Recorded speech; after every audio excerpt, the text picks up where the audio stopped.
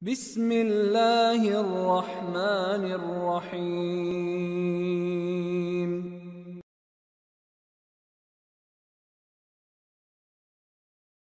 Assalamualaikum warahmatullahi wabarakatuh.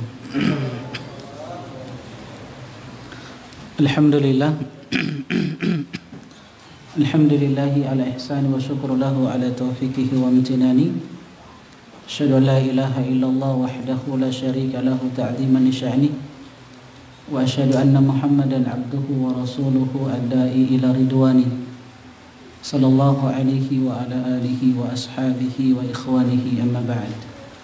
Fa inna asdaqal hadithi kitabullah wa khairal hadi hadi Muhammadin sallallahu alaihi wasallam.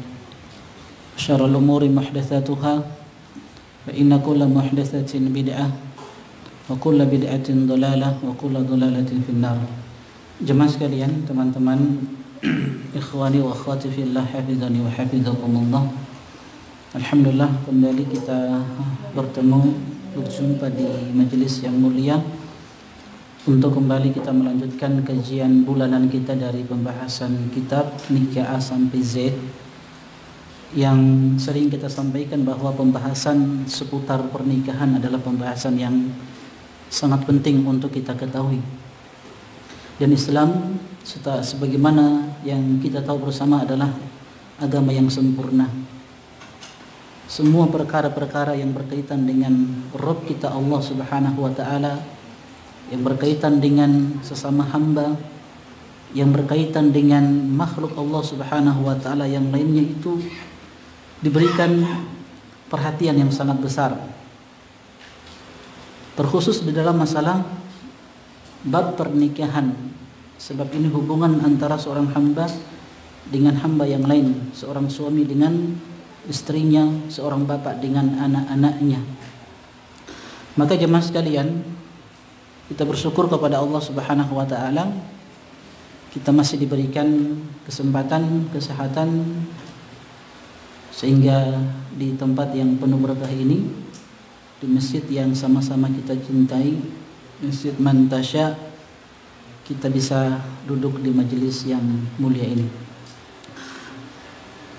Pada pertemuan sebelumnya kita telah menyebutkan beberapa pernikahan yang diharamkan di dalam Islam, dan kita masih pada bab yang kedua berkaitan dengan pernikahan yang diharamkan di dalam Islam.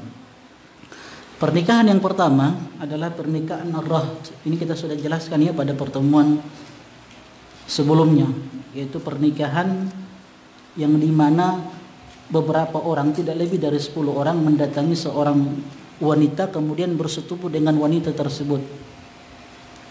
Setelah nampak kehamilan dari wanita ini dan dia melahirkan kandungannya ini, maka dipanggillah laki-laki yang pernah bersetubuh dengan wanita tersebut. Maka ditunjuklah siapa yang dia inginkan. Mesti fulan A, B, C. Jadi dia tunjuk siapa yang dia inginkan. Dan laki-laki yang ditunjuk itu tidak bisa menolak. Ini pernikahan apa? Ar-rahd. Dan ini diharamkan di dalam Islam. Dan beginilah cara mereka ya menghinakan wanita di masa jahiliyah. Tapi di dalam Islam, alhamdulillah, wanita itu dimuliakan. Baik dia sebagai orang tua, bagaimana Islam memuliakan orang tua ya, sebagai seorang ibu. Tidak boleh durhaka kepada seorang ibu. Bagaimana dia sebagai seorang istri, seorang suami harus berbuat baik kepada sang istri. Khairukum khairukum li ahli wa ana khairukum li ahli. Kata Nabi SAW, khairukum khairukum li ahlikum wa ana khairukum li ahli. Sebaik-baik di antara kalian itu adalah orang yang terbaik kepada istrinya, dan aku yang paling terbaik kepada keluargaku, kata Nabi sallallahu alaihi wasallam. Begitu pula seorang wanita ketika menjadi seorang putri, ada hak yang harus diberikan kepadanya, dan hal-hal yang telah kita sampaikan pada pertemuan-pertemuan sebelumnya. Kemudian nikah yang kedua, nikah yang disebut dengan al-istibda'. Ini ketika seorang suami dia membawa istrinya kepada sang lelaki yang dilihat, yang dipandang seorang yang memiliki keturunan yang baik, kemudian punya kedudukan di tengah-tengah masyarakat. Dia terhormat. Nah, istri ini diberikan izin untuk melakukan hubungan dengan lelaki yang terpandang ini. Tujuannya apa jemaah sekalian? Yang diharapkan dari hubungan tersebut lahirlah anak yang memiliki keturunan yang baik. Dan ini diharamkan di dalam Islam, dan ini juga bentuk penghinaan terhadap seorang wanita. Ya, kalau kita di zaman ini seperti apa yang diterapkan oleh orang-orang Syiah, persis dengan pernikahan ala jahiliyah. Dan kita sudah sebutkan ya pada pertemuan sebelumnya. Kemudian yang ketiga, pernikahan dengan seorang pelacur. Jadi beberapa orang lelaki ini mirip dengan apa? Yang pertama, apa yang pertama? Pernikahan ar-rahd. Cuman bedanya kalau pernikahan dengan pelacur ini, beberapa orang laki-laki mendatangi seorang wanita pelacur yang dulu kita jelaskan pada pertemuan sebelumnya. Wanita-wanita pelacur itu bisa ketahuan. Jadi di depan pintu rumah mereka itu dipasang bendera. Ya, bendera bahwa rumah ini ditempati oleh seorang wanita pelacur. Maka boleh kita mendatangi tempat tersebut di masa jahiliyah. Nah, beberapa orang mendatangi lelaki atau perempuan pelacur ini kemudian melakukan hubungan dengan wanita pelacur ini. Nah, ketika nampak kehamilan wanita pelacur ini, setelah dia melahirkan, maka dipanggillah seorang yang dikenal dengan al-qafah. Habis itu qafah itu seorang yang bisa mengenal, oh ini anak ini, bayi yang dilahirkan ini mirip dengan si fulan, oh ini milik fulan misalkan. Jadi dikenal oleh sebagian bangsa Arab ketika itu. Maka ditunjuklah seorang lelaki yang mirip dengan bayi tersebut. Maka jadilah dia sebagai seorang suami untuk wanita pelacur tersebut. Dan ini juga diharamkan di dalam Islam. Kemudian nikah yang keempat, ini kita sudah bahas, ini sekedar referensi saja, mengulangi apa yang telah kita pelajari pada pertemuan sebelumnya. Nikah yang keempat yang diharamkan di dalam Islam yaitu nikah mut'ah. Nikah mut'ah, ya, yang tujuannya hanya untuk mencari kesenangan. Dari kata-kata istimta, hanya bernikmat-nikmat dengan seorang wanita. Dan telah kita sebutkan ya dalil-dalil yang dibawakan oleh orang-orang Syiah untuk melegalkan pernikahan ini. Al-ahadits al-makdzubah, hadis-hadis palsu, dusta atas Nabi sallallahu alaihi wasallam dengan keutamaan yang luar biasa. Makanya banyak yang tergiur dengan pernikahan ini. Pertama, laki-laki yang lemah keimanannya, kemudian diperkuat dengan keutamaan-keutamaan untuk melakukan nikah mut'ah. Pada pertemuan sebelumnya siapa yang bisa sebutkan salah satu hadis palsu, bahkan hadis yang didustakan atas Nabi sallallahu alaihi wasallam tentang pernikahan mut'ah? Siapa yang bisa sebutkan pada pertemuan sebelumnya? Terjemahannya saja, apa keutamaannya? Nah, kenapa?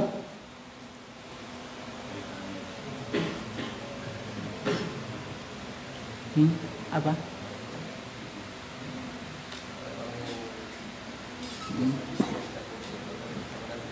Jadi antum harus tahu hadis-hadis ini, al-ahadits makdzubah. Antum harus tahu. Supaya ketika disampaikan dari orang-orang Syiah, antum tahu ini semuanya dusta atas Nabi sallallahu alaihi wasallam. Apa tadi? Ya?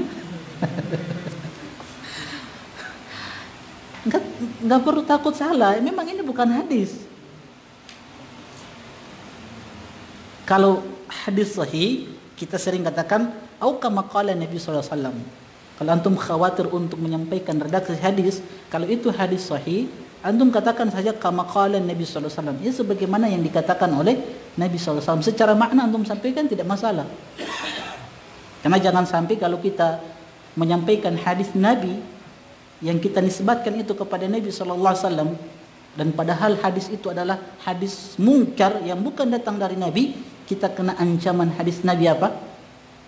Man kadzaba alayya muta'ammidan falyatabawwa maq'adahu minan nar. Siapa yang menyampaikan satu hadis dariku yang itu adalah hadis yang didustakan atas namaku, kata Nabi, falyatabawwa maq'adahu minan nar, maka siapkanlah tempat duduknya di dalam neraka. Jadi hati-hati di dalam menerima hadis, menyampaikan hadis. Ya, makanya ada ilmu mustalah hadis. Tujuannya ini, jemaah sekalian, kita belajar ilmu mustalah hadis itu, kalau antum yang belajar di Ma'had, itu dipelajari di Mustawa Rabi semester 4. Ya, mustalah hadis. Kebetulan saya ngajarkan itu. Tujuannya salah satu hikmah supaya kita terselamatkan dari ancaman Nabi sallallahu alaihi wasallam. Jelas ya? Apa keutamaannya? Jangan khawatir, ada hadiah. Kalau antum salah enggak jadi masalah. Itu bukan hadis Nabi itu. Iya, pada pertemuan yang lalu kita sudah sebutkan.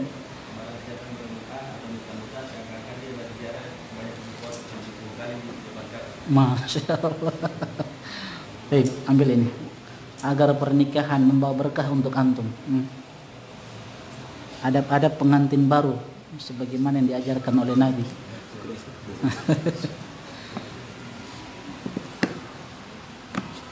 Tapi banyak ya keutamaannya, tapi semuanya dusta atas Nabi sallallahu alaihi wasallam. Nah, di sana ada permasalahan yang semisal dengan nikah mut'ah. Apa itu jemaah sekalian yang kita sampaikan pada pertemuan sebelumnya? Yang pernikahan ini hampir mirip dengan pernikahan mut'ah. Apa itu? Yang Syekh Shalih Fauzan katakan nikah ini mirip dengan nikah mut'ah. Bahkan Syekh Shalih Fauzan mengatakan tidak boleh, belum mengharamkan. Pernikahan apa itu? Ya? Nikah? Bagaimana nikah kontrak itu? Bagaimana nikah kontrak itu? Hah? Kenapa? Bagaimana nikah kontrak itu?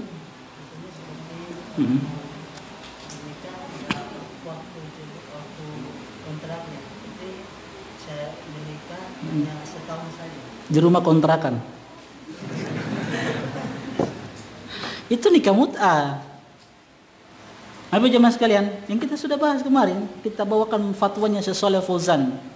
Walaupun permasalahan ini ada khilaf di antara para ulama. Pernikahan apa itu?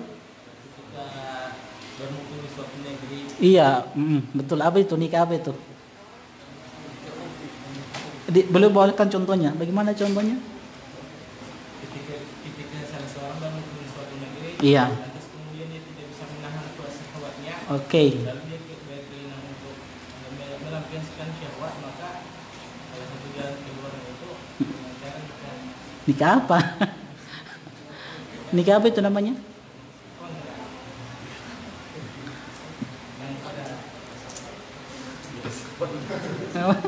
Nikah apa? Hah? Nikah urfi atau nikah apa? Nikah dengan niat at-talaq. An-nikah bin niyati talaq. Dia syarat-syarat pernikahan terpenuhi.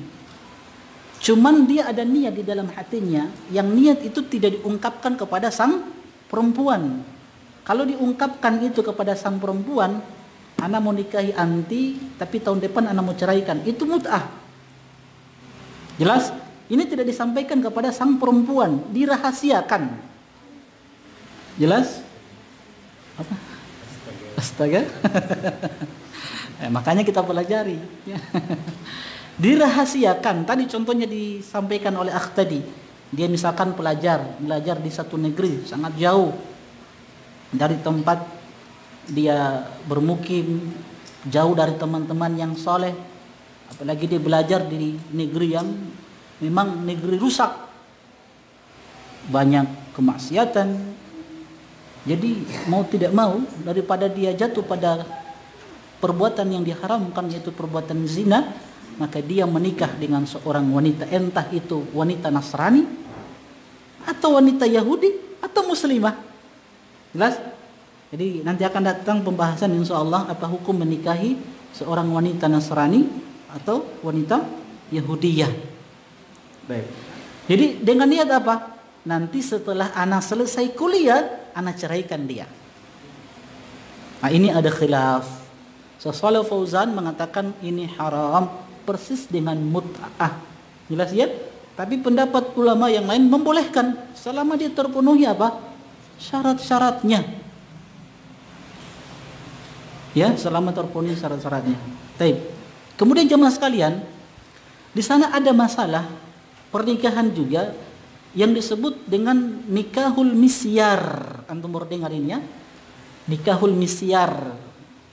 Ada nikah mu'allaq, ada nikah al-misyar. Cuman penulis di kitab ini tidak menulis pernikahan ini. Memang pernikahan baru yang memang di zaman kita diistilahkan dengan nikahul misyar.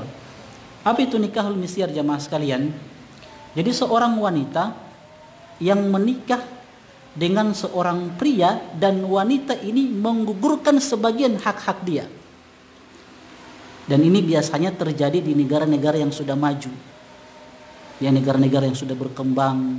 Di antaranya Arab Saudi. Ada seorang wanita yang Masya Allah kaya raya, wanita karir, kita katakan wanita karir yang Masya Allah gelarnya doktor, punya harta yang melimpah, ya. Dan dia ingin menikah. Setelah dia menikah, dia sampaikan kepada suaminya, sudah, saya gugurkan sebagian hak-hak saya. Seperti apa? Nafkah, sudah. Antum tidak perlu memberikan nafkah ke anak.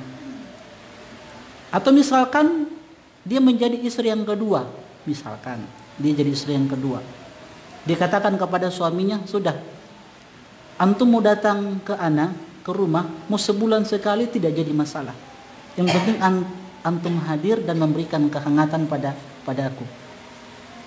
Atau tadi dia wanita yang kaya raya, Masya Allah, ya untuk masalah nafkah tidak perlu lagi, punya harta yang melimpah, banyak harta, mau apa lagi? Yang penting dia apa? Ada pasangan, bisa memberikan kehangatan kepadanya, dia kasih sayang, cinta. Maka dikatakan kepada suaminya, sudah, antum tidak perlu lagi memberikan nafkah kepadaku. Insyaallah. Ini namanya apa? Nikahul misyar. Jadi seorang wanita menggugurkan sebagian hak-hak dia. Jelas? Nah, ini jamaah sekalian, kalau pernikahan seperti ini setelah akad baru seorang wanita mengatakan, tidak mengapa ya antum tidak memberikan nafkah kepadaku, atau banyak malammu dengan istri pertama misalkan, sebulan sekali datang kepadaku tidak jadi masalah, ini tidak mengapa. Ini sepakat ulama, ini boleh. Jelas? Yang menjadi khilaf di antara para ulama itu ketika akan akad baru dipersyaratkan ini. Seorang suami mengatakan, calon suaminya mengatakan, oke, anak ingin nikahi anti, tapi syaratnya anak tidak mau menafkahi anti. Anti kan sudah banyak uang, banyak duit, fulus. Nah, ini yang menjadi khilaf di antara para ulama. Apakah boleh atau tidak? Sebagian ulama mengatakan tidak boleh. Sebab tujuan dari pernikahan itu tidak terrealisasi, tidak terwujudkan. Apa tujuan dari pernikahan itu? Hah? Apa? Cap mau? Samawa, ya, itu tujuan pernikahan. Anak dengar cap mau. Samawa itu kan tujuan pernikahan. Jelas ya? Itu tujuan pernikahan. Dalilnya apa? Wa min ayatihi an khalaqalakum min anfusikum azwaja litaskunu ilaiha. Itu tujuan pernikahan sama sekalian. Agar bagaimana seorang suami itu condong kepada sang istri, istri condong kepada sang suami, dia mendapatkan sakinah, ketenangan. Itu tujuan pernikahan. Jelas? Nah, kalau yang pertama ini, apa yang pertama tadi? Kalau pada saat akad dipersyaratkan itu, maka ini khilaf. Ada yang mengharamkan, ada yang membolehkan. Tapi kalau sebelum akad, ya tidak ada persyaratan. Nanti setelah pernikahan, setelah akad pernikahan berlangsung, baru tiba-tiba sang istri ini berubah pikiran. Oh sudah, tidak apa. Antum tidak perlu nafkahi anak. Ini tidak ada khilaf. Jelas ya? Kira-kira ada wanita seperti itu? Hah? Hah? Dia jadi istri kedua, terus dia kaya raya. Dia bilang ke antum, sudah, antum suamiku tidak perlu antum nafkahi anak. Dan kalau mau datang ke rumah anak, ya tidak apa sebulan sekali atau sepekan sekali, tidak jadi masalah. Lebih banyak di rumah istri pertama tidak jadi masalah. Kira-kira ada nggak seperti itu wanita di zaman ini? Ada? Hah? Ada? Ada tidak? Mungkin ada. Ada tidak akhwat wanita seperti ini?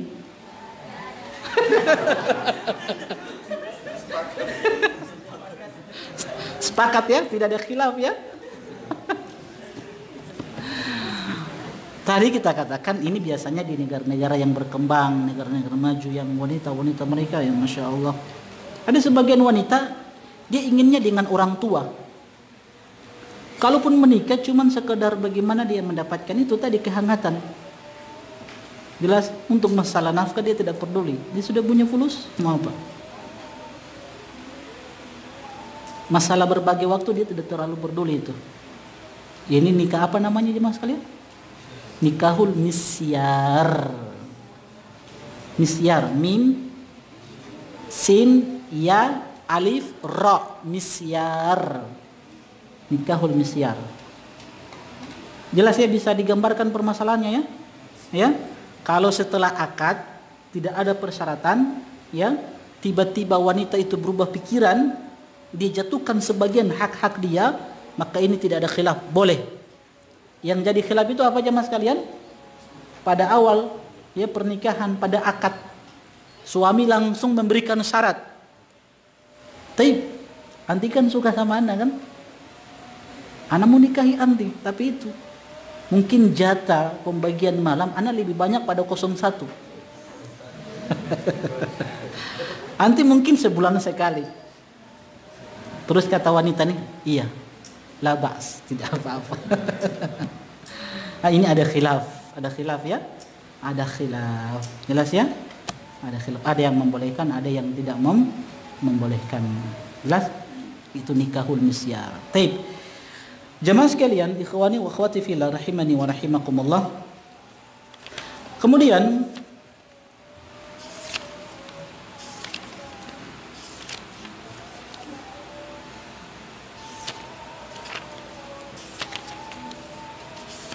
kita masuk pada pernikahan yang keberapa? Pernikahan yang kelima. Nikah misyar itu tidak ada di kitab, memang sedikit faedah saja. Ada juga namanya nikahul mu'allaq. Nikahul mu'allaq ini tidak ada di kitab juga. Nikahul mu'allaq itu pernikahan yang digantungkan kepada masa depan. Oke, ana terima pernikahannya, tapi nanti hujan turun misalkan di musim kemarau. Di musim kemarau dia gantungkan pernikahan itu dengan turunnya hujan. Ini sesuatu yang bisa jadi hujan turun, bisa jadi hujan tidak turun.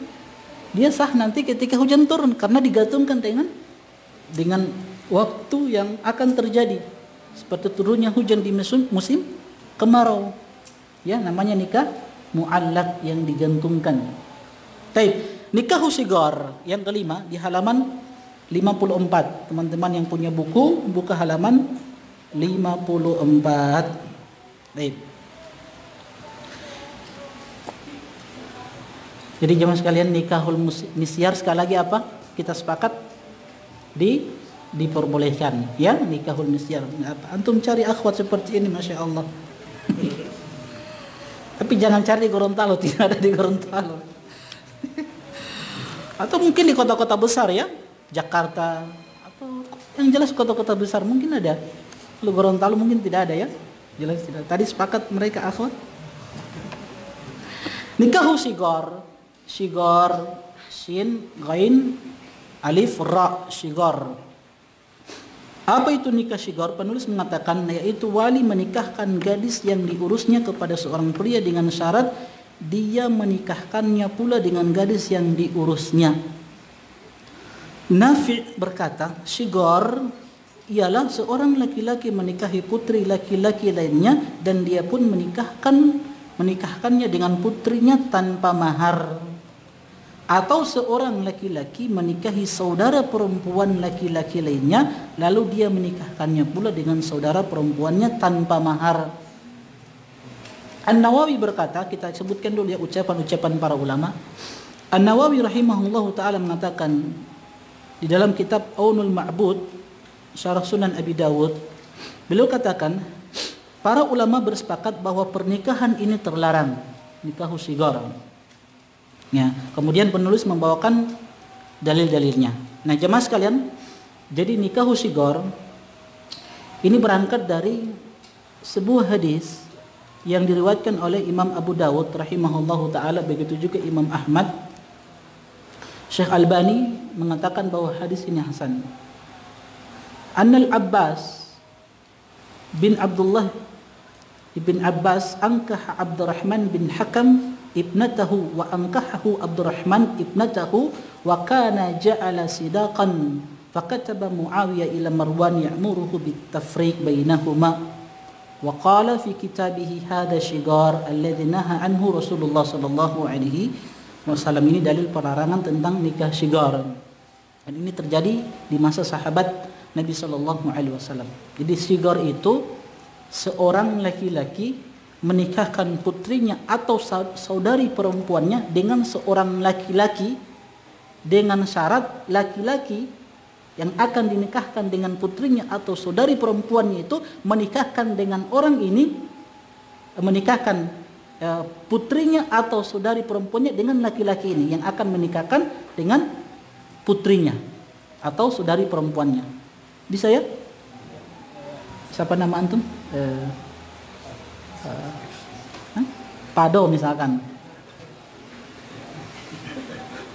Joni misalkan, Joni punya anak perempuan, ya. Ada Joni ya, Joni punya anak perempuan. Di sana ada laki-laki namanya Jono. Jadi Joni punya anak perempuan namanya Janet. Jelas ya? Mau dinikahkan Janet ini dengan si Jono. Jelas? Nah, Jono ini punya putri perempuan namanya Jini. Bisa ya? Nah. Jadi si Joni mau menikahkan Janet dengan si siapa? Jono. Tapi dengan syarat Jono punya putri namanya Jini. Jini harus nikah dengan si Joni. Bisa? Oke, sekali lagi. Joni punya anak perempuan namanya Janet. Joni bapaknya punya anak perempuan Janet. Tapi di sana ada laki-laki namanya Jono. Punya anak perempuan namanya Jini. Baik. Si Joni ini mau nikahkan Janet putrinya dengan si Jono. Tapi dengan syarat putrinya Jono yang bernama Jini harus dinikahkan dengan si Joni. Jelas ya? Bisa tergambar ya masalahnya? Bisa. Atau si Joni punya saudari perempuan namanya Janet. Janet ini mau dinikahkan dengan si Jono. Jono punya adik perempuan namanya si Jini. Jini harus syaratnya boleh si Jono ini nikah dengan si Janet, tapi syaratnya adiknya ini, adik perempuannya Jini harus nikah dengan Joni. Jelas ya? Nah, ini tidak boleh. Jelas tidak boleh jemaah sekalian. Bisa ya? Nah, mau dinikahkan tapi tanpa mahar karena sudah ada persyaratan tadi. Seakan-akan pertukaran itu adalah mahar. Nah, ini diharamkan di dalam Islam. Apa kata Nabi SAW yang dibawakan oleh penulis dari sahabat Ibnu Umar, riwayat Imam Muslim di dalam sahihnya, bahwa Nabi SAW bersabda, la shigara fil Islam. Tidak ada nikah syigor di dalam Islam. Jelas? Tidak ada nikah syigor di dalam Islam. Taib, kita akan sebutkan apa alasan sehingga Islam mengharamkan yang namanya nikah syigor. Apa alasannya? Pertama, ini alasan-alasannya kenapa nikah syigor itu diharamkan, tidak boleh. Taib. Pertama, tidak adanya mahar. Jadi seorang laki-laki menikahkan putrinya dengan seorang laki-laki dengan syarat laki-laki ini ada putrinya, dia nikahkan dengan si laki-laki A ini, tapi tanpa mahar. Atau tanpa mahar juga tetap tidak boleh. Dan itu terjadi di zaman sahabat. Ketika Abbas ibn Abdullah bin Abbas menikahkan putrinya dengan Abdurrahman bin Hakam. Lalu Abdurrahman ini menikahkan putrinya dengan Abbas. Nah, ketika itu terdapat mahar di antara keduanya, ada maharnya. Lantas Muawiyah radhiyallahu taala anhu menulis surat dan dikirimkan kepada Marwan ketika itu. Muawiyah memerintahkan Marwan untuk memisahkan antara dua pasangan tadi. Kenapa? Di dalam suratnya Muawiyah mengatakan ini termasuk nikah syigor yang pernah dilarang oleh Nabi sallallahu alaihi wasallam. Jadi adanya mahar atau tanpa mahar, selama ada persyaratan semacam tadi, maka ini diharamkan di dalam Islam. Jelas ya? Jelas? Jelas. Seorang itu boleh menikah tanpa mahar, walaupun tanpa mahar ini ada khilaf ya. Tapi kalau seorang Nabi Muhammad kita sallallahu alaihi wasallam, beliau satu-satunya yang boleh menikah tanpa mahar. Adapun selain beliau sallallahu alaihi wasallam dari orang-orang yang beriman itu tidak boleh. Hanya Nabi yang boleh menikah tanpa mahar. Jelas ya, selain Nabi sallallahu alaihi wasallam tidak diperbolehkan. Dalilnya apa? Dalam surat Al-Ahzab ayat yang ke-50. Ketika ada seorang wanita yang menghibahkan dirinya kepada Nabi sallallahu alaihi wasallam, yang kata Allah Subhanahu wa taala, wa imra'atan mu'minatan in wahabat nafsaha lin-nabi in arada an-nabiy ayastankihaha khalisatan lak min dunil mu'minin. Ini diperbolehkan oleh Allah untuk Nabi sallallahu alaihi wasallam min dunil mu'minin, kata Allah. Adapun orang-orang yang beriman selain Nabi itu tidak boleh. Jelas ya? Jadi adanya mahar atau tanpa mahar tetap tidak boleh di dalam Islam. Alasan yang kedua, kenapa nikah syigor itu diharamkan di dalam Islam? Karena jemaah sekalian, disebutkan oleh para ulama kita, seseorang telah menetapkan syarat yang melanggar ketentuan Allah Subhanahu wa taala. Seseorang telah menetapkan syarat yang telah melanggar ketentuan Allah Subhanahu wa taala. Kita lanjutkan pengajian kita. Kita sudah sebutkan beberapa pernikahan yang diharamkan, nikah, istibda', kemudian bersetubuh dengan seorang pelacur, nikah mut'ah, nikahul misyar, nikahul mu'allaq, kemudian nikah mut'ah, nikah biniyati tolak, dan ada satu lagi nikah yang dianggap sebagai permainan. Ini juga diharamkan di dalam Islam. Yang ketika seseorang menikah hanya sekedar ingin menikmati saja, ingin mencoba-coba saja. Dia hanya bermain-main di dalam pernikahannya. Dia kumpulkan biodata akhwat. Kemudian dia nikahi. Dia nikah satu, kemudian dia cerai. Cari akhwat baru lagi. Cuma sekedar main-main saja. Maka ini juga diharamkan. Jadi hati-hati. Jangan sampai antuna dapat ikhwan seperti ini. Cuma sekedar coba-coba. Jemaah sekalian, kemudian nikah apa? Nikahus syigor. Nikah syigor, seseorang menikahkan saudarinya atau putrinya dengan orang lain, tapi dengan syarat orang ini menikahkan putrinya atau saudarinya dengan orang pertama tadi. baik itu tanpa mahar atau dengan mahar, tetap diharamkan, tidak boleh.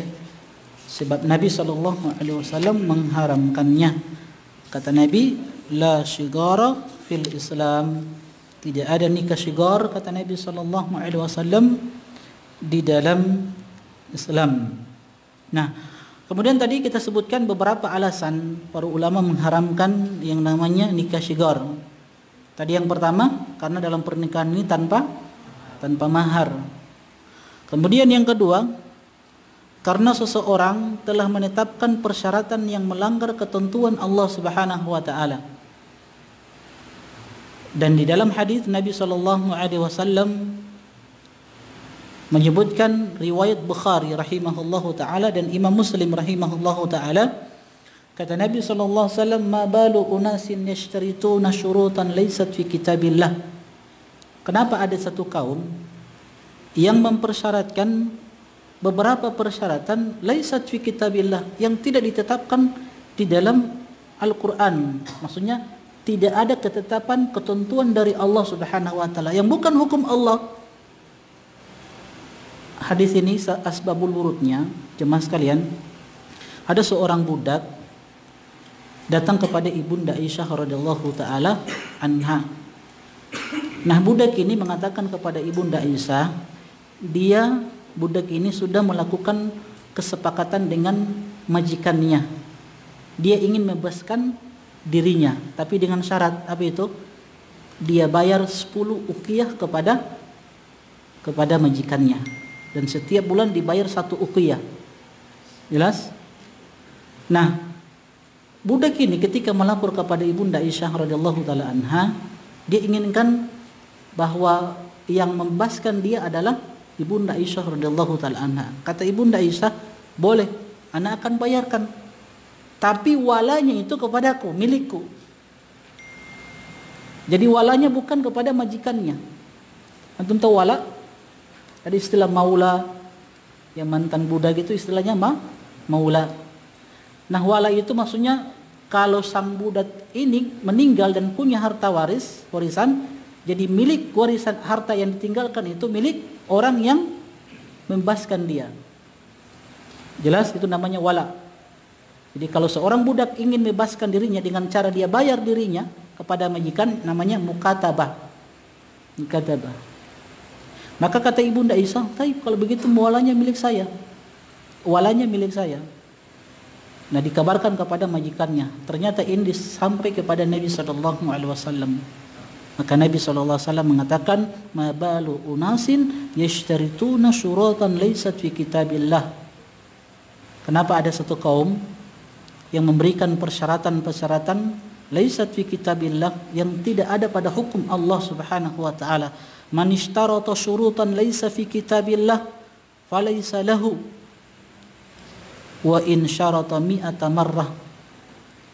Kata Nabi SAW, persyaratan apapun itu yang disepakati bersama, yang itu tidak di dalam kitabullah, hukum Allah Subhanahu wa taala, maka ini persyaratan batil. Jelas ya? Tadi persyaratan dah. Jadi siapa tadi? Contoh siapa? Nama tadi 4 orang. 4 orang. Joni punya anak putri namanya Janet, ya. Pokoknya Joni Janet. Jono punya anak putrinya namanya Jini, bukan JNI. Boleh juga Jenny, terserah antum mau kasih nama Jini, Jani, terserah. Kan si Joni ini mau menikahkan putrinya Janet dengan siapa? Si Jono. Tapi ada syaratnya. Putrinya Jono ini yang bernama Jini harus nikah dengan Joni. Ini kan persyaratan yang tidak ada pada ketentuan Allah Subhanahu wa taala. Makanya alasan kenapa ulama mengharamkan nikah shigar, karena seseorang telah menetapkan persyaratan yang tidak ada pada hukum Allah Subhanahu wa taala. Jelas ya? Atau seorang ikhwan, dia punya adik perempuan. Dia katakan kepada ikhwan lain, ana mau nikahkan antum dengan adik ana, misalkan. Tapi dengan syarat kakaknya antum nikahkan dengan anak. Nah, gitu salatnya. Ini boleh atau tidak? Tidak boleh. Ada syaratnya, persyaratan. Jelas ya? Mau dia pakai mahar terserah, mau pakai mahar mau dia semahal apapun mahar itu, mas kawin, tetap tidak boleh. Atau tanpa mahar. Jelas ya? Nah, bagaimana kalau terjadi dengan sendirinya? Kalau terjadi dengan sendirinya, si ikhwan punya adik, dinikahkan ikhwan A punya adik perempuan, akhwat juga dinikahkan dengan ikhwan B yang punya adik perempuan juga atau kakak perempuan. Dinikahkan dengan ikhwan si B ini. Kemudian setelah pernikahan adiknya ini sebulan, 2 bulan atau 1 tahun pernikahan, tiba-tiba si ikhwan A ini menikah dengan si adik dari ikhwan si B. Ini boleh tidak? Hah? Boleh. Karena tidak ada persyaratan sebelumnya. Jelas ya? Itu boleh. Bisa ya? Bisa dipahami ya? Oke. Taib. Itu alasan kedua ya. Alasan kedua diharamkan namanya siapa? Namanya apa? Nikah syigar. Alasan yang ketiga, dikarenakan pada nikah syigar itu ada perjanjian yang akan memberikan mudarat kepada pasangan, baik itu suami ataupun istri. Ya, akan ada kemudaratan. Misalkan si Joni tadi nikahkan putrinya Janet dengan si Jono. Si Jono dia tidak sukai, dia tidak cinta. Tapi karena bapaknya yang nikahkan si Janet ini dengan si Jono yang dia tidak cinta, dia cintanya pada siapa? Si siapa? Si Doni misalkan. Ada Doni lagi, kemudian Dono. Si Janet ini cintanya itu hanya pada si Doni. Tapi bapaknya Joni tetap paksakan si Janet ini nikah dengan si Jono. Laki ini dia tidak cintai. Ada mudaratnya kan? Ada, pasti pernikahannya amburadul nanti itu. Pasti setiap harinya bertengkar, berselisih, ya, karena tidak ada cinta. Apalagi tidak semanhat.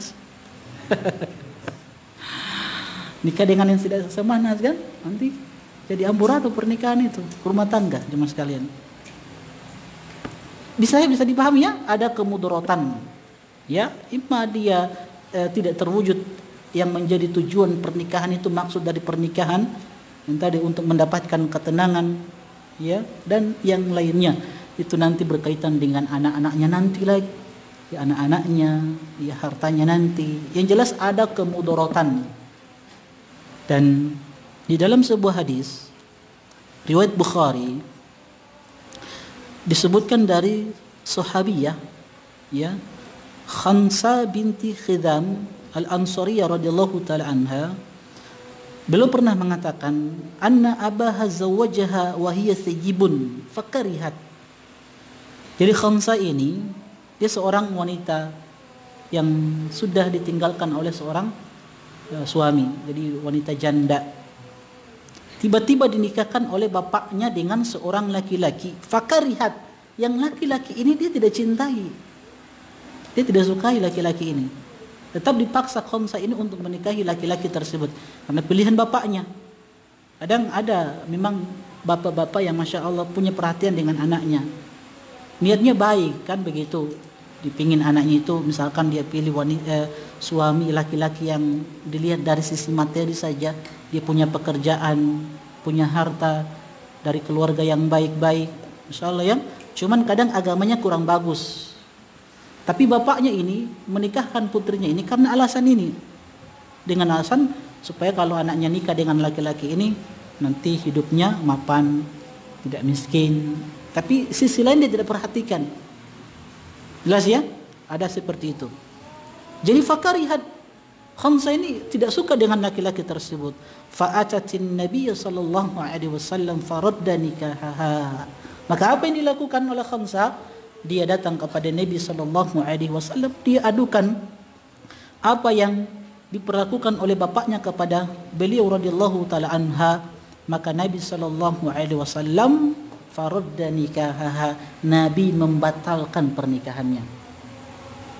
Jadi kalau kita sekarang ya, kalau misalkan ada akhwat yang dipaksa oleh bapaknya untuk menikahi dengan seorang laki-laki yang dia tidak sukai, ya alhamdulillah kita sekarang ini di pengadilan agama ada ininya ya, ada pengaduannya itu. Bisa kita laporkan orang tua ke pengadilan agama.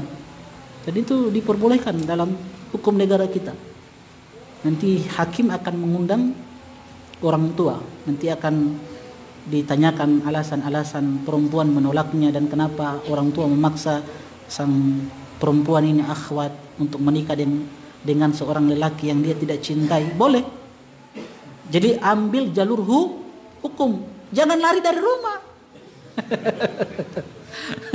Lari dari rumah yang pergi dengan sang lelaki, sang ikhwan yang dia cintai. Nikah apa namanya?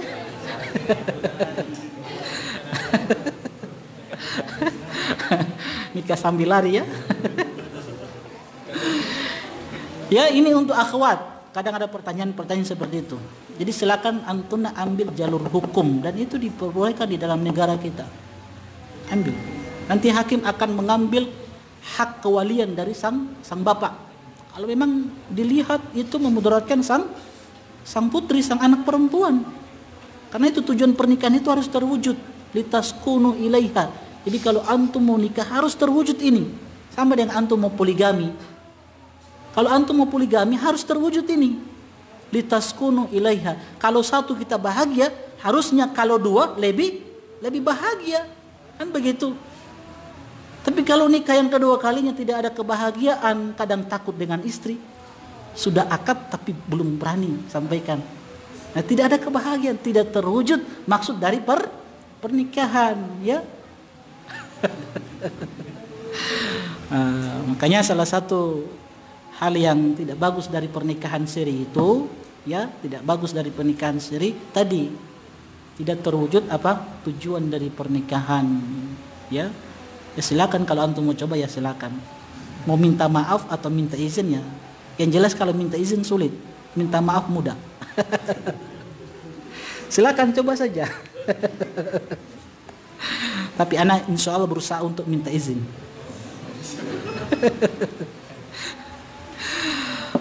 Baik jemaah sekalian, ikhwani rahimani wa rahimakumullah.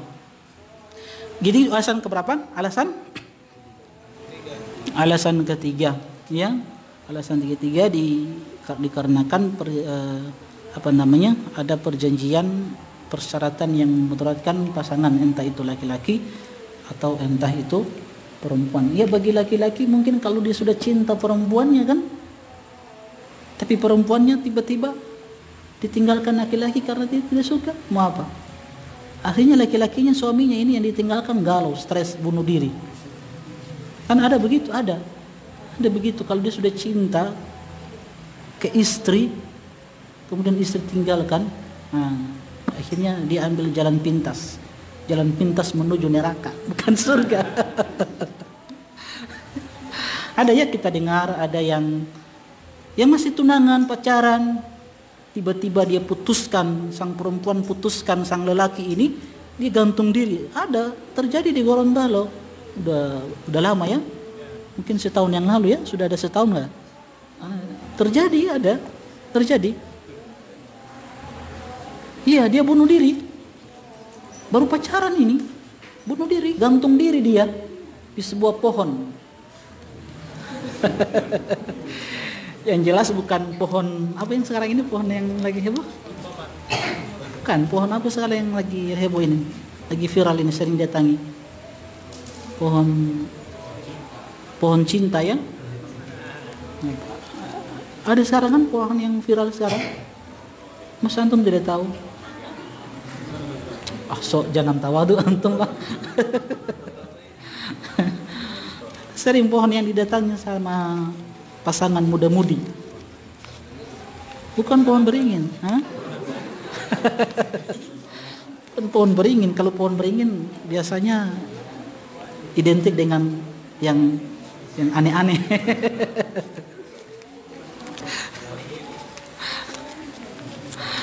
Nah, itu mudaratnya misalkan ke laki-laki, ya. Saking cintanya dia kepada istri, akhirnya dia samina watona dengan istrinya. Ada sebenarnya. Itu jamaah sekalian berkaitan dengan nikah sigor. Jadi nikah sigor sebagaimana yang dikatakan oleh Imam An-Nawawi rahimahullah taala, ulama sepakat bahwa pernikahan ini terlarang, diharamkan di dalam Islam. Yang jelas itu kembali kepada niat. Kalau antum ingin nikahkan saudari antum, putri antum dengan seorang lelaki dan dia punya adik perempuan atau anak perempuan, ya, maka silakan, tapi kembali ke niat antum. Kenapa antum nikahkan dia dengan fulan itu? Dengan anak dari fulan itu misalkan. Apa tujuannya? Jadi kembali kepada niat. Kalau tidak ada niat agar supaya fulan itu nikahkan anaknya, adiknya dengan anak, maka insya Allah tidak mengapa. Jadi innamal a'malu bin niat. Jelas ya? Kemudian yang keberapa? Yang keempat. Masa keempat? Keenam. Sudah keenam. Yang keenam ada yang disebut dengan nikahut tahlil. Nikahut tahlil atau nikah muhallil. Nikahut tahlil atau nikah muhallil. Apa kata penulis di dalam kitab ini di halaman 56? Nikahut tahlil.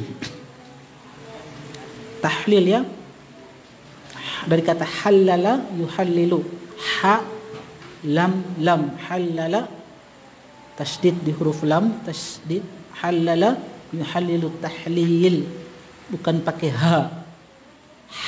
Kalau ha, halala yuhallilu tahlilan. Ya, jadi jangan antum terus nikahut tahlil. Kalau nikah tahlil, Anda tahu apa artinya itu? Ya mungkin sebelum akad dia tahlilan dulu. Jangan sampai antum salah menyampaikan, antum salah dengar. Saya sampaikan nikah tahlil, antum tulis nikah tahlil. Kan begitu, hati-hati. Ya, pakai ha, bukan ha. Halala yuhallilu. Nikahut tahlil. Apa kata penulis? Nikahut tahlil yaitu menikahi wanita yang telah ditalak 3.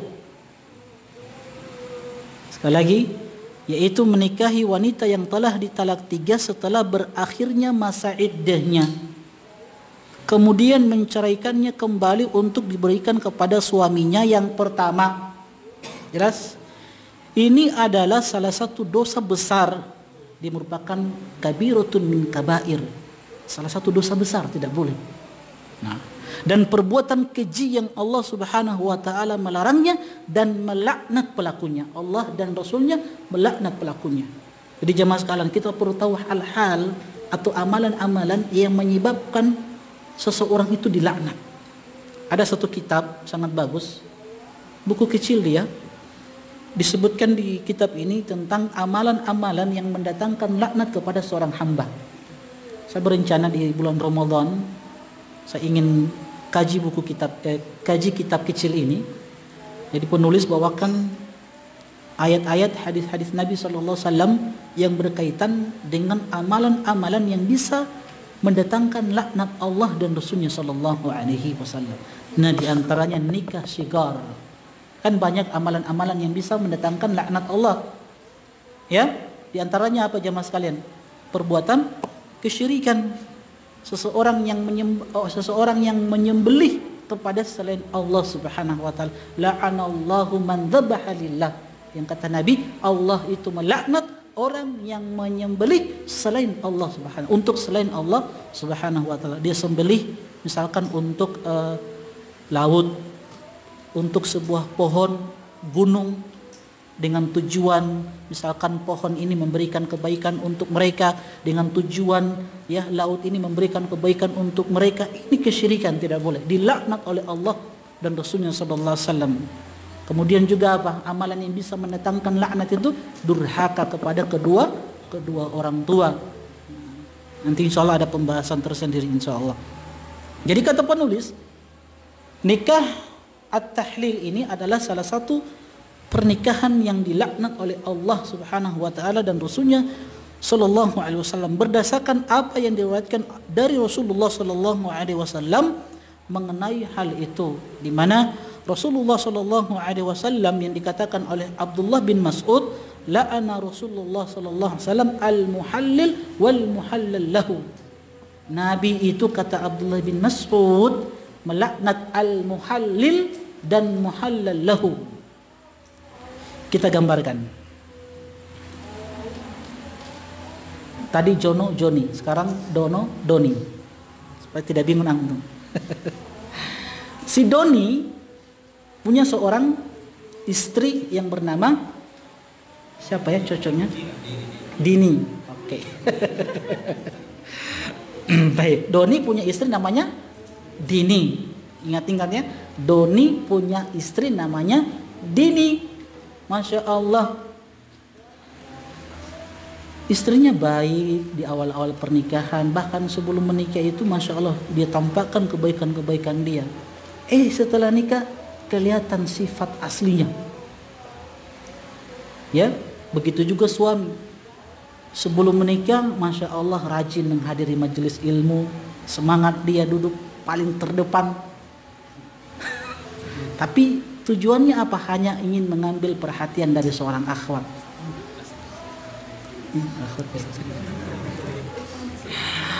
Setelah pernikahan, setelah akad, jarang-jarang kelihatan di majelis ilmu. Mulai malas dia menghadiri majelis ilmu. Ya, akhirnya istrinya pun berikan motivasi, nasihat, dia marah. Apa yang anti tahu? Ana lebih dulu ngaji daripada anti.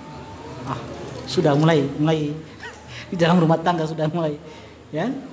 Akhirnya apa?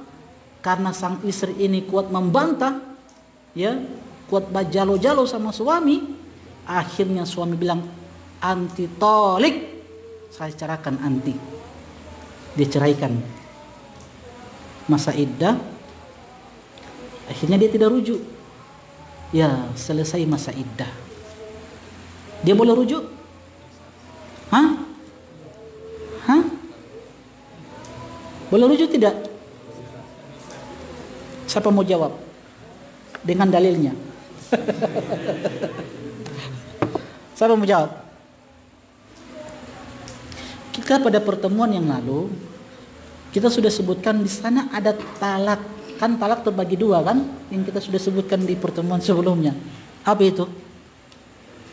Ada namanya talak bid'i dan ada namanya talak sunni. Siapa mau sebutkan? Saya kasih hadiah. Apa itu talak bid'i dan apa itu talak sunni? Kita sudah sampaikan di pertemuan yang lalu sampai jam 9 kita. Toh? Itu jam 9 baru selesai. Jam 9 atau jam 10? Hah? Jam 9 selesai, jam 10 tinggalkan masjid. Oh, iya. Pertemuan yang lalu kan? Apa itu? Siapa mau jawab? Ini masalahnya kalau antum tidak mencatat. Ana sering sampaikan. Sekarang di kajian di Tolinggula itu, yang kajian bulanan, saya bilang ke teman-teman peserta di sana, teman-teman akhwat, ikhwan, ana bilang, bulan depan ana tidak mau hadir kajian kecuali antum beli kitabnya yang kita kaji. Akhirnya kemarin kajian di Tolinggula semua punya kitabnya. Semua pegang kitab. Akhirnya apa? Ngaji pegang kitabnya semua khusyuk.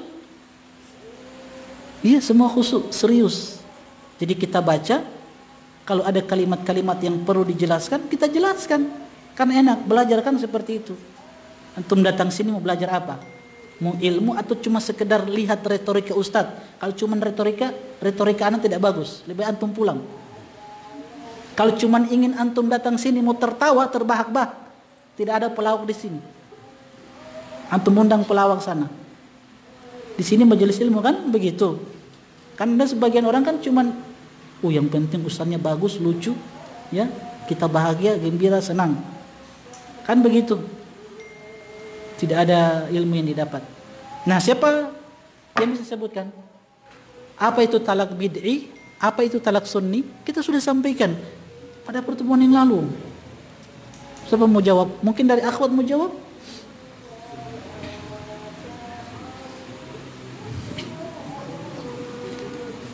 Ada? Silakan. Jangan buka catatan. Tidak apa. Lihat catatan tidak apa. Biar aja.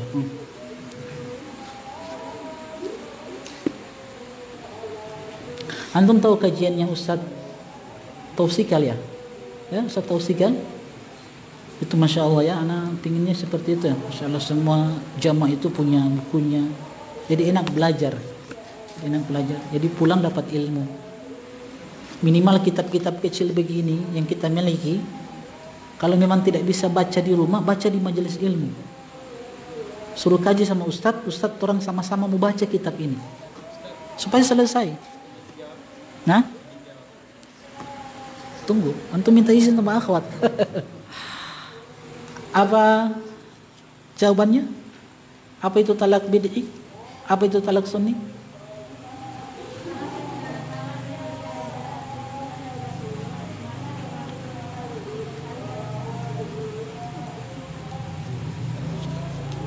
Apa itu? Coba keraskan suaranya. Enggak apa-apa. Suara akhwat itu bukan aurat, ya? Bukan aurat suara akhwat itu.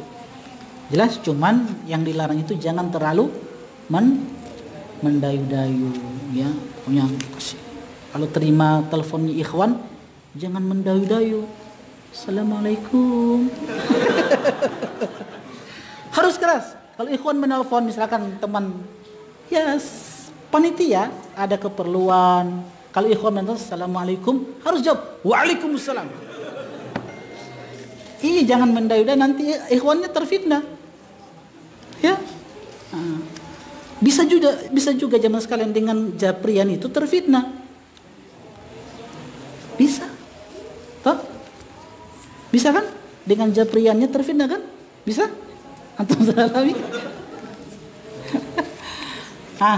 Silakan.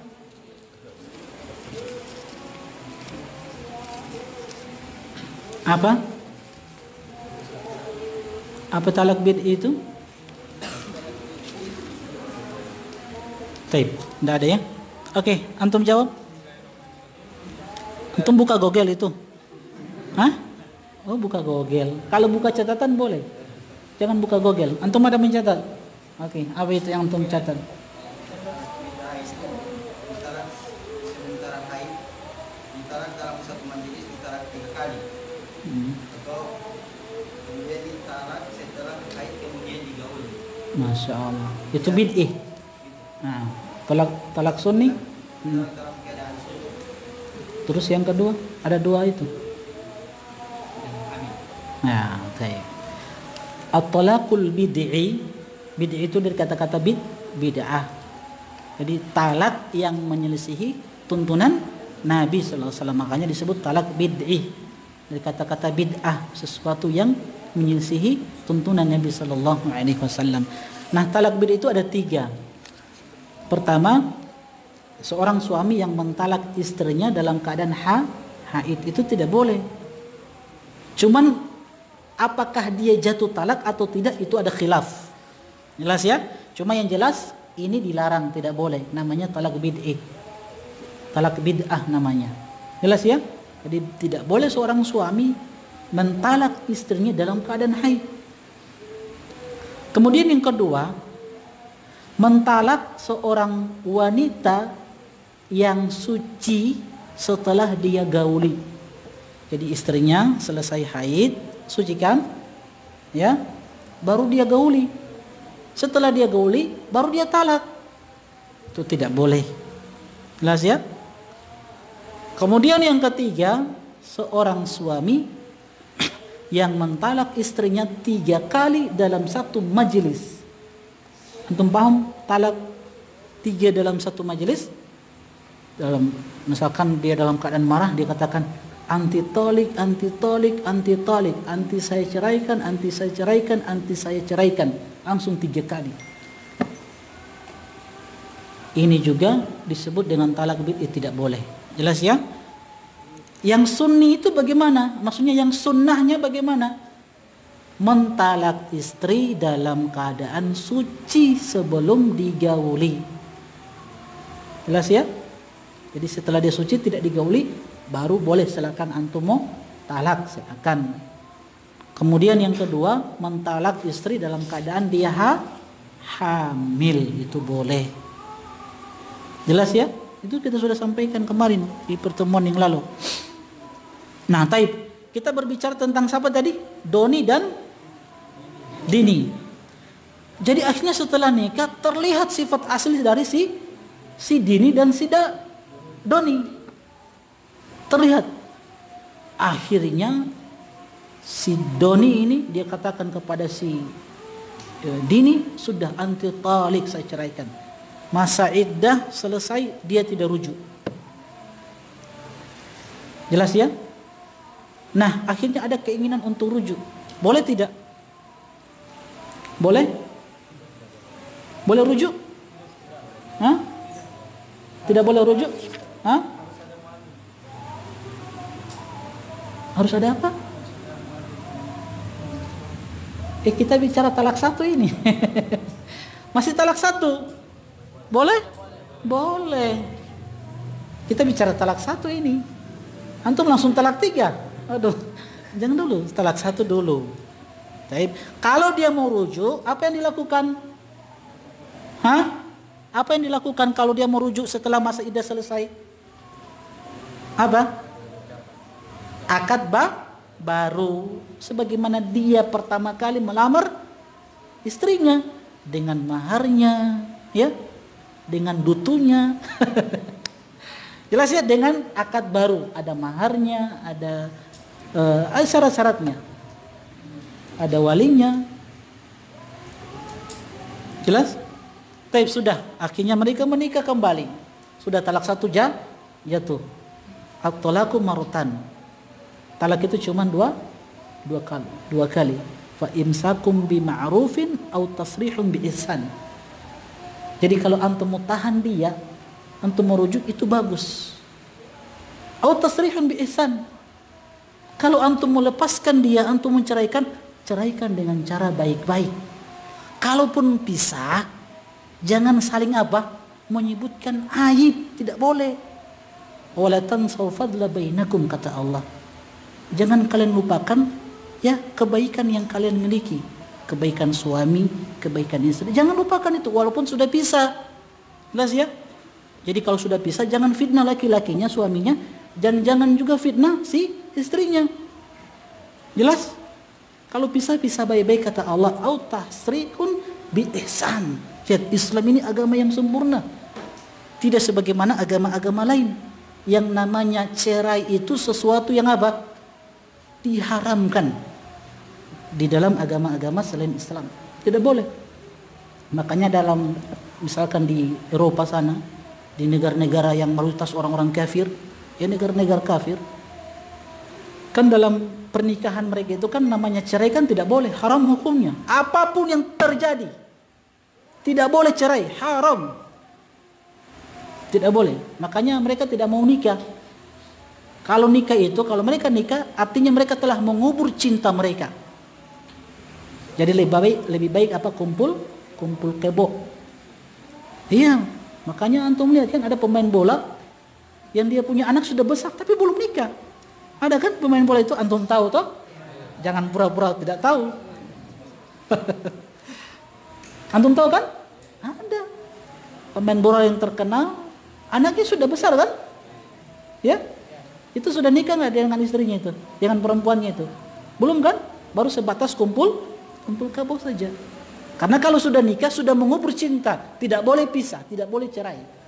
Kalau masih kumpul kebo kan ya boleh pisah. Jelas ya, itu agama mereka. Agama kita tidak. Cerai sesuatu yang memang tidak disenangi. Tapi kalau memang harus cerai, ya cerai. Pisah. Au tasrihun bi ihsan. Pisah dengan cara yang baik. Tanpa harus menjelek-jelekan suami, mantan suami, atau menjelek-jelekan mantan istri. Suami ingin nikah lagi, akhirnya apa? sang istri ini, mantan istri ini, dia jelek-jelekan. Pokoknya disebarkan sama akhwat-akhwat. Ini suamiku ini dulunya begini. Ya, pokoknya dia jelek-jelekan sama akhwat-akhwat lain, sama ummahat-ummahat yang lain. Begitu juga suami jelek-jelekan mantan istrinya. Istri anak ini dulu begini. Wala tansal fadla bainakum. Jangan pernah lupakan kebaikan di antara kalian, kata Allah Subhanahu wa taala. Kalaupun mau pisah dengan baik jamaah sekalian. Ya, ini Islam, indahnya Islam. Kalau mau rujuk, ya silakan. Fa imsakum bima'ruf, tahan dia dengan cara baik-baik. Taib, akhirnya sudah apa? Sudah rujuk. Akhirnya apa? Kembali lagi bertengkar. Ya wajar.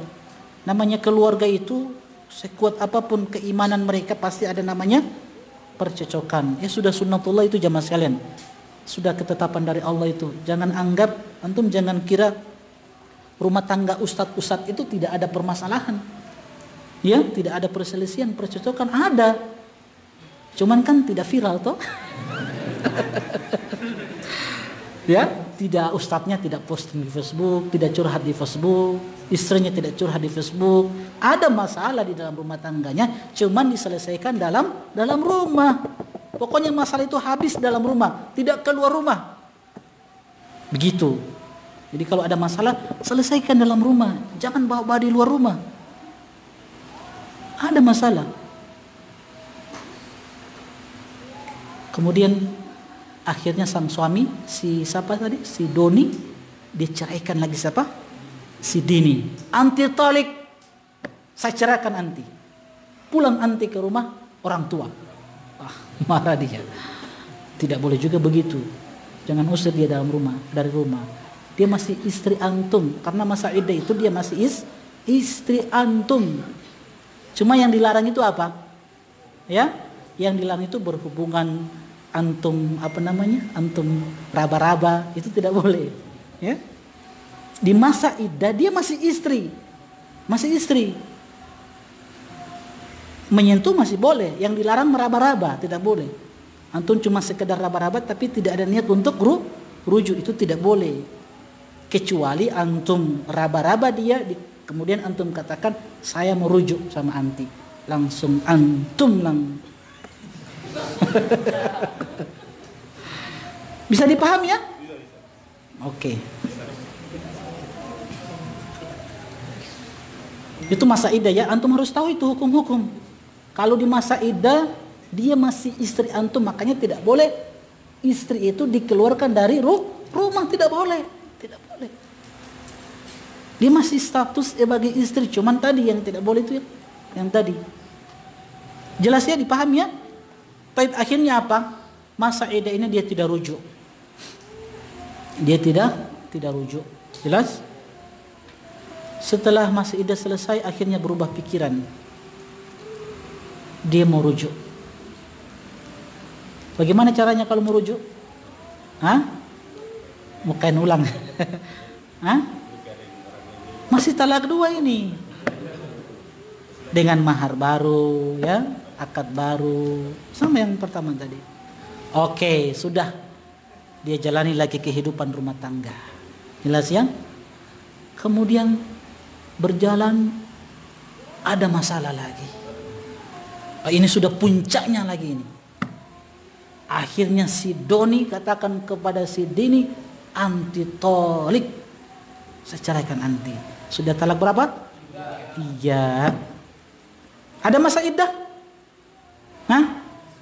Ada masa iddah? Yang talak 3 ini ada masa iddah atau tidak?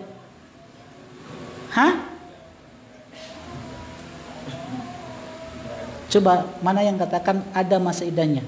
Angkat tangan. Yang suami-suami yang sudah menikah, antum harus tahu ini. Kalau yang jomblo-jomblo wajar mereka tidak tahu.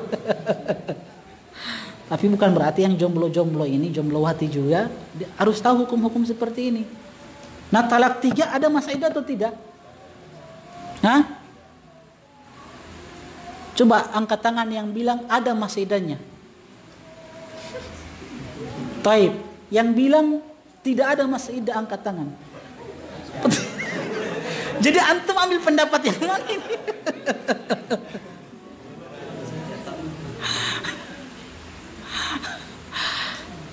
Ada khilaf ya, ada khilaf di antara para ulama. Pokoknya ana sering sampaikan dalam masalah-masalah fikhiyah itu tidak lepas dari khilaf para ulama. Antum kalau belajar fikih muqaranah itu kita pelajari di Medina, itu dari bab taharah sampai bab yang terakhir itu khilaf semua. Makanya kalau orang yang pelajar yang tadi itu pemula yang baru belajar, jangan langsung terjun di kitab ini, fikih muqaranah. Jangan. Fikih perbandingan mazhab. Jangan terjun di situ. Itu sudah banyak khilafnya. Jadi yang namanya pelajar, yang pemula khususnya, dia harus belajar dulu apa? Satu madhab dulu. Misalkan di negeri kita ini madhab apa? Syafi'i. Dia perkuat dulu madhab Syafi'i. Dia pelajari dulu madhab Syafi'i. Ya. Kemudian dia pelajari madhab-madhab yang lain. Kalau antum belum punya sesuatu, ya dari pemahaman fikih, masalah-masalah fikih, ya, antum langsung terjun di masalah ini, di kitab ini fikih muqaranah, habis antum. Karena khilafnya luar biasa. Makanya sering saya sampaikan dalam masalah-masalah fikih yang ada khilafnya, kita harus lapang dada. Selama masalah-masalah itu masih dibangun di atas dalil. Kalau akidah sudah sepakat itu. Akidah itu prinsip sepakat ulama, tidak ada perselisihan. Cuman masalah-masalah fikih, masalah apakah kunut subuh itu bid'ah atau sunnah, masalah mendzaharkan ya basmalah apakah perlu dikeraskan atau dipelankan, itu masalah-masalah fikih yang kita harus lapang dada. Jelas ya? Kita harus lapang dada, ya hormati pendapat si fulan ya. Yang mau mengeraskan apa namanya? Basmalah silakan. Yang mau mensirkan tidak mengeraskan basmalah silakan, selama masalah-masalah itu dibangun di atas dalil. Cuman masalahnya ini ada juga masalah-masalah yang tidak ada dalilnya, kemudian apa? Harus lapang dada. Nah, itu juga keliru. Ya? Taib.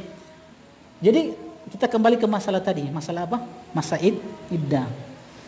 Apakah talak 3 itu ada masa iddahnya? Hah? Ada khilaf. Wallahu ta'ala alam, pendapat yang terkuat ada masa iddahnya. Tapi masa iddahnya bukan untuk suami, ya, tapi untuk orang lain. Jelas ya? Bukan untuk suami. Nggak ada lagi untuk suami. Khalas, selesai, habis masalah. Apa sorbat talak 3? Untuk orang lain masa iddahnya. Makanya antum buka di kitab ini di halaman 59, di sini penulis mengatakan di antara pernikahan yang diharamkan nikah dalam masa iddah. Ini halaman 59, kita belum sampai di sini. Cuma anak isyaratkan di sini.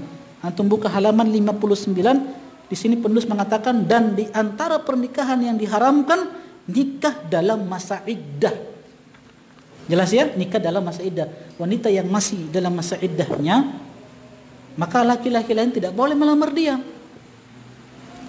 Dan perempuan juga, wanita yang dalam masa iddah, dia harus tahu hal-hal yang diharamkan, yang tidak boleh dia lakukan di masa iddah tersebut. Nah, di antaranya itu menerima pinangan, lamaran tidak boleh. Jadi masa iddahnya untuk siapa? Untuk orang lain. Jelas ya? Oke, kita tidak mau ke masalah iddah ini nanti kita akan bahas di halaman 59, apa itu masa iddah, apa hikmahnya masa iddah itu, ya, kenapa ada masa iddah? Kenapa perempuan itu harus menunggu dulu? Untuk perempuan yang ada haid, dia salah satu quru, 3 kali haid baru dia boleh menikah. Dia masa iddahnya 3 kali haid. Untuk wanita-wanita yang ditinggalkan suaminya yang meninggal 4 bulan 10 hari, dan insya Allah kita akan sebutkan ini jamaah sekalian kenapa harus ada masa iddah. Bedakan dengan laki-laki toh. Laki-laki ada masa iddah atau tidak? Anak tanya antum. Masa? Laki-laki ada masa iddah? Oke, anak tanya sama akhwat. Akhwat, laki-laki ada masa iddah? Ya? Ada masa iddah? Tidak ada. Jadi kalau anti mati, malam ini anti mati, besok pagi suami boleh akad. Tidak ada masa iddah kan? Iya, tidak ada masa iddah.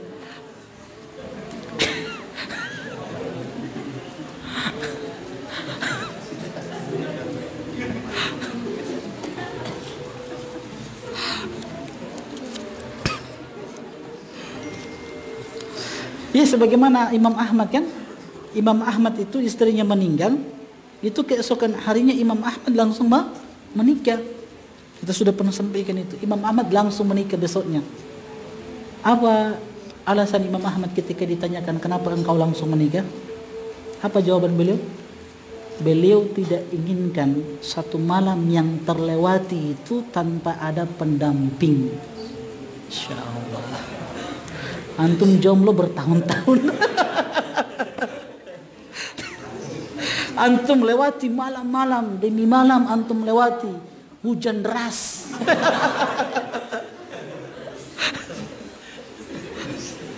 Tanpa ada pendamping di samping. Oh, bantal polo katanya.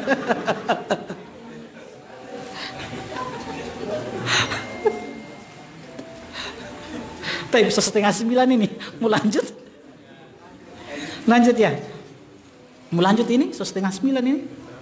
Atau bulan depan? Sebenarnya target saya ini bulan depan itu target saya kita sudah masuk bab yang ke-7. Bab ke-7 itu apa? Memilih istri dan berbagai kriterianya. Jadi sebelum kita memilih, sebelum kita melamar atau sebelum berkhitbah itu, ada hal-hal yang perlu kita ketahui, ya. Itu yang kita mau pelajari bulan depan sebenarnya di bab yang ke-7. Sedangkan kita masih bab keberapa? Bab kedua.